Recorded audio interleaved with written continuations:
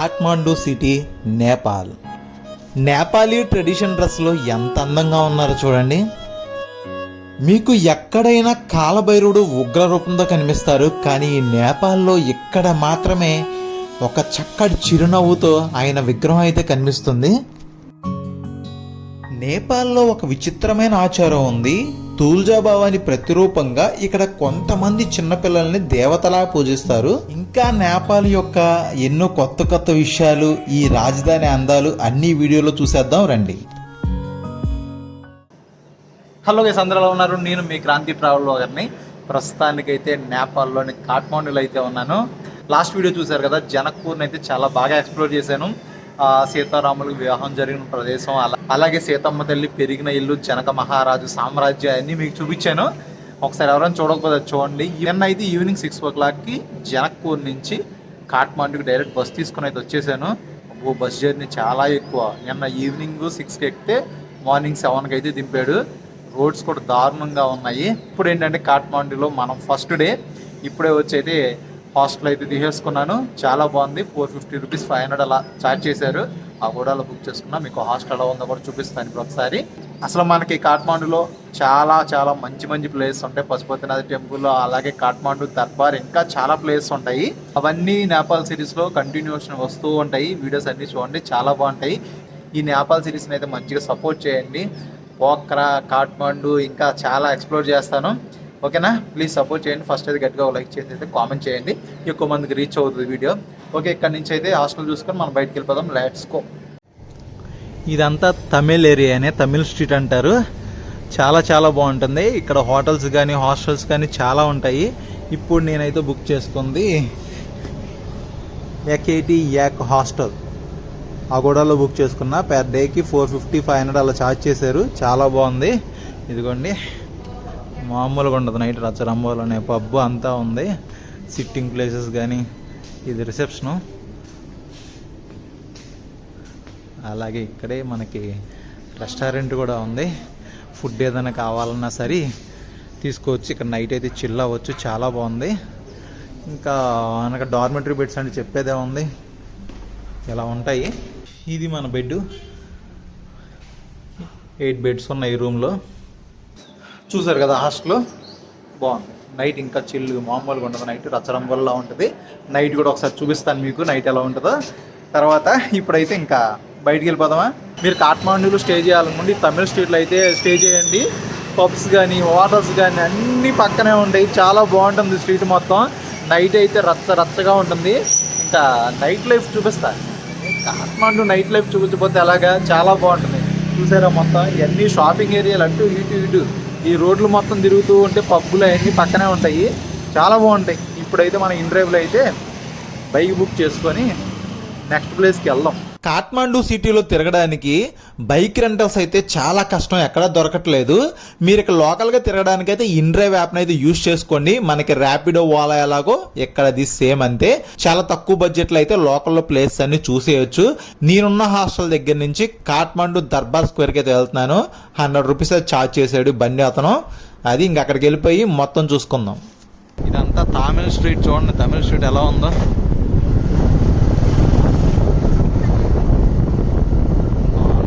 చాలా మంది ఉన్నారు నేపాల్లో. Welcome to Kathmandu Darbar square. రాగానే చూడండి, ఒక పగోడా స్టైల్లో ఉన్న ఒక దర్బార్ అయితే ఎదురుగా ఉంది.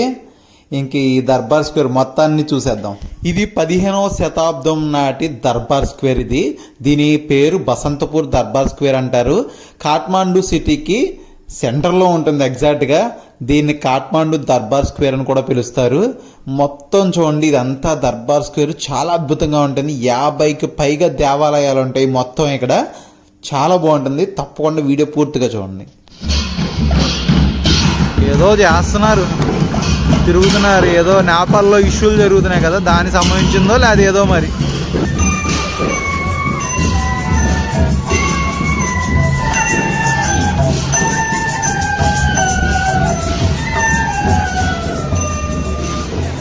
నైట్ టైం వస్తే ఇక్కడ లైటింగ్స్తో అదిరిపోద్ది అసలు. మ్యాక్సిమం ట్రై చేస్తా నైట్ విజువల్స్ కూడా చూపించడానికి. కొంచెం హడావిడిగా ఉంది, ఏదో జరుగుతుంది ఇక్కడ. జెండాలు పట్టుకొని తిరుగుతున్నారు, ఏదో హడావిడి ఎందుకో మరి. తెలుసుకుందాం ఎవరినైనా అడిగి. ఏంటిది ఇది, పోలీస్ సెక్యూరిటీ కూడా బాగున్నారు. అయ్యో వెనక ఆర్మీ వాళ్ళు కూడా ఉన్నారు. ఏంటో పెద్ద ఇష్యూ పెద్దగా జరుగుతుంది ఏదో.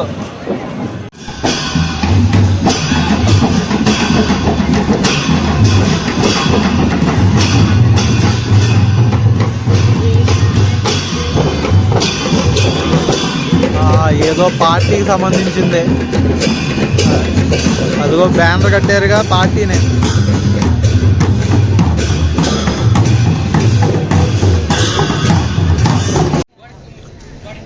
చూసారా, ఇది హనుమాన్ దోక దర్బార్ మ్యూజియం. ఇది దీని లోపలికి వెళ్ళాలంటే ఇక్కడ టికెట్ కౌంటర్ ఉంది. టికెట్ తీసుకొని అయితే లోపలికి వెళ్ళాలి.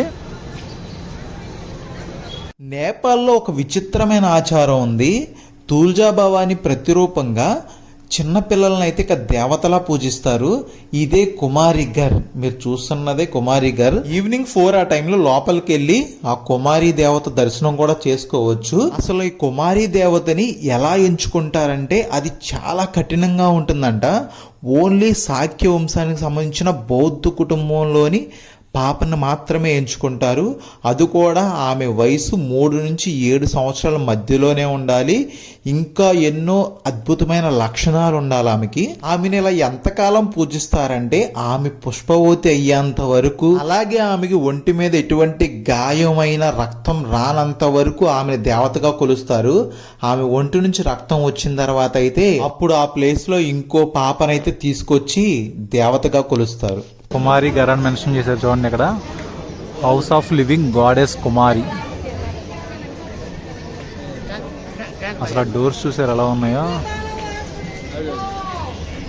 ఇందాక వరకు క్లోజ్ లో ఉంది, ఇప్పుడు ఓపెన్ చేశారు కానీ లోపల అమ్మవారు అయితే లేరు. లోపల ఇలా ఉంటుంది. అసలు ఆ దేవతనైతే ఎటువంటి ఫోటోలు కానీ వీడియో కానీ తీయకూడదు. ఈ లోపల కూడా తీయకూడదు. కాకపోతే ఇప్పుడు ఆ దేవత లేరు కాబట్టి జస్ట్ చూపించవచ్చు, అందుకని చూపిస్తున్నా.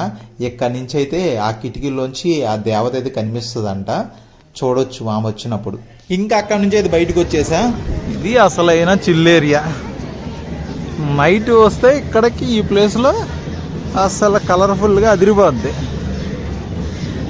అమ్ముతున్నారయ్యో. ఓ నాయనో, అందరూ ఇయ్య అమ్ముతున్నారు.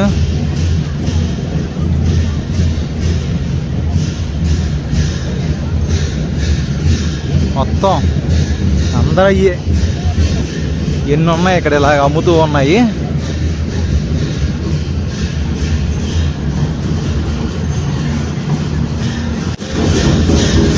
చూద్దాం ఏం చేస్తున్నారు.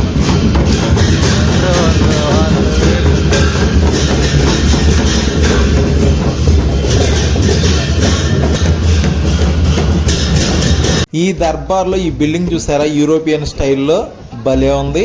ఈ పక్కన మాత్రం అసలు ఆ కలప ఇటుక రాళ్ళతో అసలు భలే ఏర్పాటు చేశారు. ఇంకా అటువైపు వెళ్తే ఇంకా చాలా ఉంచండి. అసలు ఈ దర్బార్ అనేది చాలా పెద్దది. ఎంత తిరిగినా అవదబ్బా, చాలా ఉంది. అటు వెళ్ళి మనం ఒకసారి అక్కడ కూడా కొంచెం బాగున్నాయి, అక్కడ కూడా బాగున్నాయి, చూద్దాం. భలే ఉంది ఇటువైపు.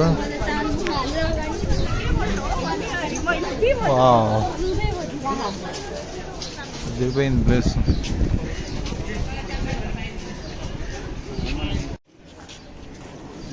ఇక్కడ చూడండి, ఇక్కడ ఒక అమ్మవారిది విగ్రహం లాగా ఉంది. అది ఫుల్ కనిపించట్లా, క్లోజ్ చేసి ఉంది, కొంచెమే కనిపిస్తుంది. అక్కడ దగ్గరికి వెళ్ళి చూస్తే క్లియర్ కనిపిస్తుంది మొత్తం. వా, పగోడా స్టైల్స్లో ఎన్ని ఉన్నాయి అసలు, చాలా బాగున్నాయి.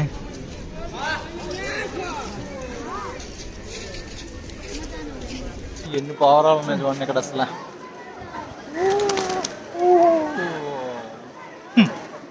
చిన్నపిల్లలు ఎలా ఆడుకుంటున్నారు ఇక్కడ పావురాలతో. ఈ దర్బార్లో తిరుగుతున్నంతసేపు ఏదో 100 సంవత్సరాలు వెనక్కి వచ్చేసినట్టు అలా అనిపిస్తుంది ఇక్కడ తిరుగుతూ ఉంటే. ఏదో రాజుల కాలంలో ఉన్నట్టే ఉంది. మీరు ఇక్కడ చూసారా, కాలభైరవుడి విగ్రహం. మీకు ఎక్కడైనా సరే ఉగ్ర రూపంలో ఉంటారు, కానీ నేపాల్లోని ఈ కాఠ్మండు దర్బార్లో మాత్రమే ఆయన చిరునవ్వుతో కనిపిస్తారు. చాలా బాగుంది కదా విగ్రహం.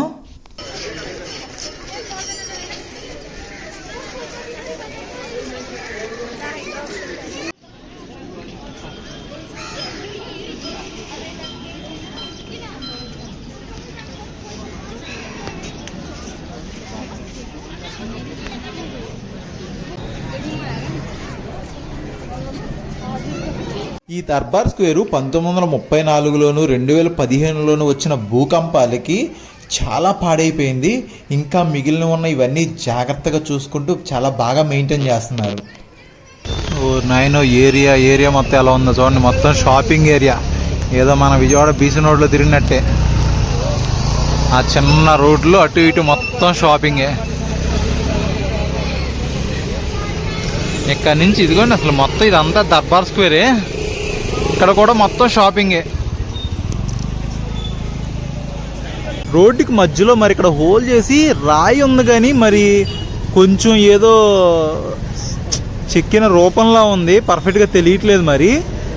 కానీ రోడ్డు మొత్తం మధ్యలో ఉంది, దాన్ని అలా క్లోజ్ చేశారు చూడండి, ఎవరు రాకుండా లోపల తొక్కకుండా. పూజలు కూడా చేస్తున్నారు. ఈ చుట్టుపక్కల మొత్తం తిరుగుతూ ఉంటే ఏదో ఒక 300-400 సంవత్సరాలు వెనక్కి వెళ్ళిన ప్రదేశంలో తిరుగుతూ ఉన్నట్టు అనిపిస్తుంది.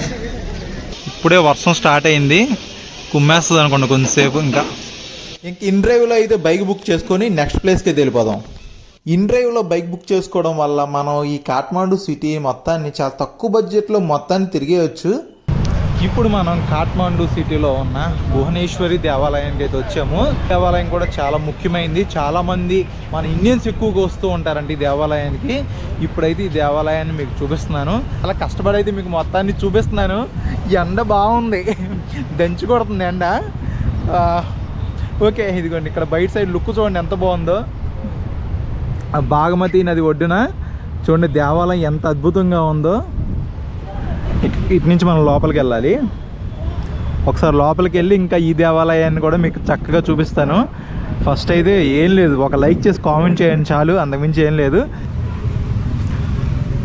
ఇంకా నేను లోపలికి వెళ్ళిపోదాం.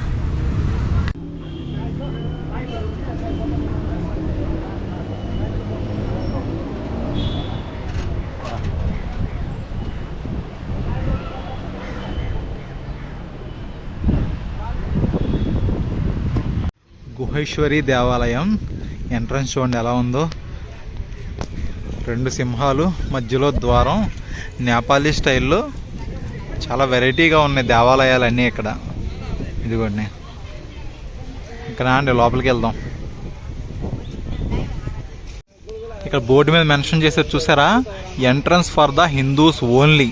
హిందూస్ మాత్రమే ఎంట్రన్స్, లోపలికి అలో చేస్తారు.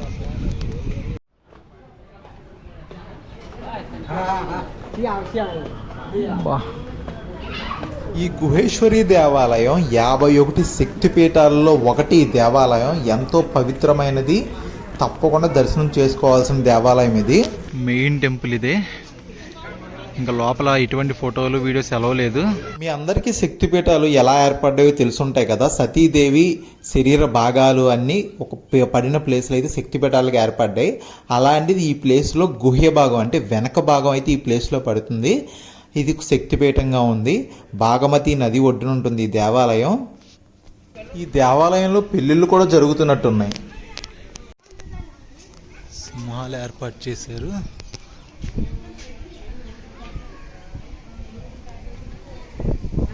చూడండి ఇప్పుడే పెళ్లి జరిగింది. ఈయన పంతులు గారు, పెళ్లి కొడుకు పెళ్లి కూతురు.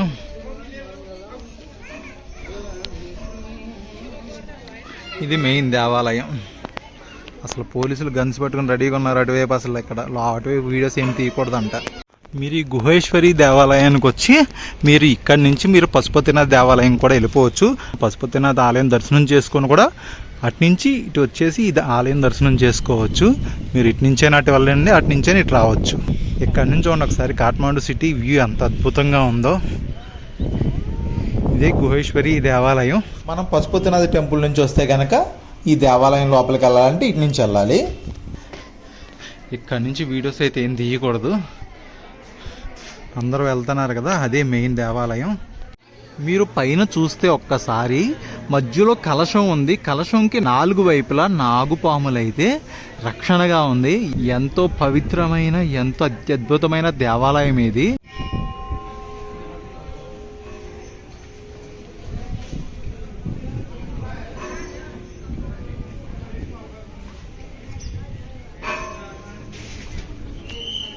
ఇంతటితో అయితే ఈ దేవాలయం దర్శనం అయితే అయిపోయింది.